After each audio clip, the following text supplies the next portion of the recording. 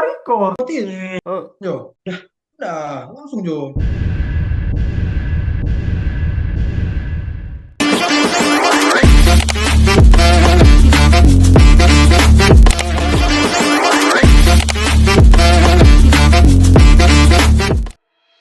Halo Sobat Indonesia, selamat datang di podcast Penyuluh Pertanian untuk Indonesia. Jadi, podcast ini bertujuan untuk menyampaikan informasi mengenai materi tentang Indonesia dan hubungannya dengan Kementerian Pertanian, khususnya Penyuluh Pertanian Indonesia. Saya host kalian, nama saya Ridal Duran, saya ASN di Kementerian Pertanian dengan formasi jabatan sebagai penyuluh pertanian ahli pertama.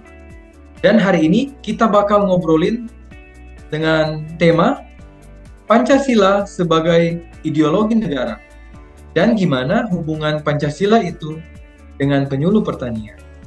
Sudah hadir bersama saya di sini narasumber yang asik banget untuk diajak diskusi. Ada Kakak Robin Polihito. Jadi beliau adalah ASN Kementerian Pertanian dan mempunyai jabatan yang sama, yaitu penyuluh pertanian. Halo Kak Robin, gimana kabarnya Kak? Halo Bung Ridel, alhamdulillah baik. Senang banget bisa hadir di sini. Ridel, bagaimana kabarnya? Saya juga baik Kak. Jadi Kak Robin, sekarang kan itu sebagai penyuluh pertanian, itu kerjanya di daerah mana sih Kak? Saya sekarang kerjanya di Sulawesi Utara, lebih tepatnya di Kabupaten Minahasa Tenggara. Oke, siap Kak. Oke Kak Robin, sering banget kita dengar kalimat Pancasila sebagai ideologi negara. Tapi sejujurnya kalau dijelaskan ke orang awam, maksudnya itu gimana sih Kak? Nah, pertanyaan bagus ini, Del.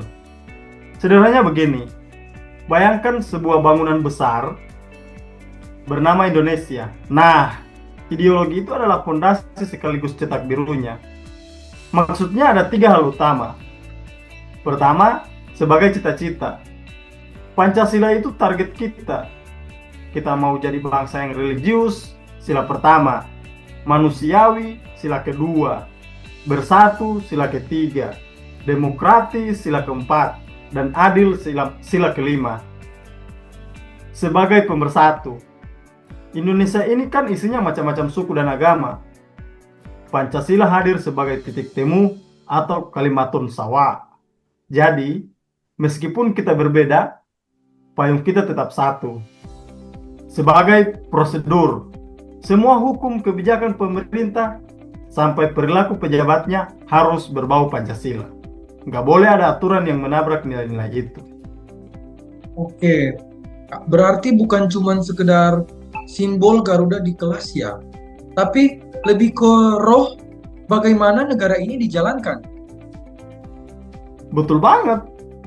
Ibarat operation system di handphone, Pancasila itu operating sistemnya Indonesia. Kalau aplikasinya error atau mengandung virus yang nggak sesuai OS-nya, ya sistemnya negara bisa kacau. Oke, luar biasa Kak. Jadi Mas Robin, kalau kita bicara Pancasila sebagai ideologi negara, seringkali orang mikirnya ini urusan politik atau hukum aja. Sebenarnya apa sih hubungannya Pancasila ini dengan Kementerian Pertanian, Kak? Wah, erat banget Mas. Pancasila itu adalah bintang pemandu. Di Kementerian Pertanian, sila-sila itu diterjemahkan jadi kebijakan. Contoh paling nyata itu di sila kelima, keadilan sosial bagi seluruh rakyat Indonesia. Fokus Kementerian Pertanian untuk mencapai kedaulatan pangan adalah wujud nyata dari sila itu. Bagaimana negara memastikan setiap rakyat bisa makan dengan harga terjangkau dan petani kita sejahtera.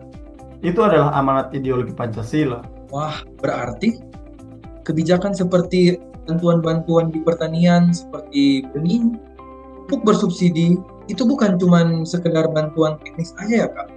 Betul, itu adalah manifestasi gotong royong dan keadilan sosial. Kementerian Pertanian bergerak agar sumber daya alam kita dikelola untuk kemakmuran rakyat, bukan segelintir orang. Wah, setuju banget sih aku Kak. Nah, kalau kita bicara jabatan spesifik nih Kak, Kak Robin. Misalnya jabatan kakak itu penyuluh pertanian kan? Mereka kan itu seperti kakak ini ujung tombak dari pertanian itu yang langsung menuju ke petani. Di mana letak Pancasila dalam tugas-tugas kakak setiap hari? Bisa dijelaskan, Kak? Wah, penyuluh itu sebenarnya adalah apoteker Pancasila. Apalagi kalau kita di lapangan ini. Contohnya gini, sila keempat, musyawarah. Penyuluh nggak boleh datang harus terus mendikte petani. Mereka harus diskusi agar keluhan petani lewat kelompok tani. Itu demokrasi ekonomi. Sila ketiga, persatuan. Penyuluh menyatukan petani yang beda latar belakang buat kerjasama dalam koperasi petani. Sila kedua, kemanusiaan. Memastikan teknologi yang dibawa itu ramah lingkungan dan mengangkat harkat hidup petani, bukan malah menjerit mereka dengan hutang. Setuju sih, Kak. Contohnya gini ya, Kak. Jadi saat kita lagi melakukan penyuluhan ke petani dan kita menghormati petani tersebut, kita kompak dengan mereka, itu sebenarnya sedang mengamalkan nilai Pancasila ya, Kak? Betul, itu adalah dedikasi, itu pengabdian. Tanpa ideologi yang kuat, penyuluh mungkin bakal cepat menyerah kalau medannya berat. Tapi karena mereka tahu ini demi ketahanan bangsa, mereka pastinya akan jalan terus. Benar banget sih, Kak. Jadi itu teman-teman, kita sebagai penyuluh pertanian, kita nggak boleh nyerah. Walau medan yang berat, kita tetap harus semangat. Oke, saya mau nanya nih ke Kak Robin. Boleh dong Kak, kasih kesimpulan yang sederhana buat sobat-sobat tani di luar sana dan juga rekan-rekan penyuluh pertanian di seluruh Indonesia. Ya, kesimpulannya begini. Pancasila sebagai ideologi bukan hanya urusan politik di Jakarta. Bagi kita pertanian, Pancasila adalah semangat gotong royong untuk memberi makan 280 juta rakyat Indonesia. Pancasila adalah janji bahwa tidak boleh ada petani yang tertinggal dalam kemajuan. Jadikan Pancasila sebagai etos kerja jujur, kerja bareng, dan kerja untuk kesejahteraan rakyat. Wah, keren banget Kak Robin. Wah, udah nggak terasa nih Kak Robin. Udah lama juga kita ngobrol. Oke Kak Robin, saya mau mengucapkan terima kasih atas pencerahannya Kak. Sangat mencerahkan buat kita semua, terutama buat rekan-rekan penyuluh pertanian di seluruh Indonesia. Sama-sama Bung Ridel, semangat terus buat para pejuang pangan. Oke Sobat Tani, itu tadi obrolan singkat kita dengan narasumber Kak Robin Polihito. Semoga kita makin bangga jadi bagian dari bangsa ini yang punya fondasi sekuat Pancasila, dan semangat terus untuk teman-teman penyuluh yang ada di seluruh Indonesia dan juga para petani. Saya, Ridel Duran, pamit undur diri.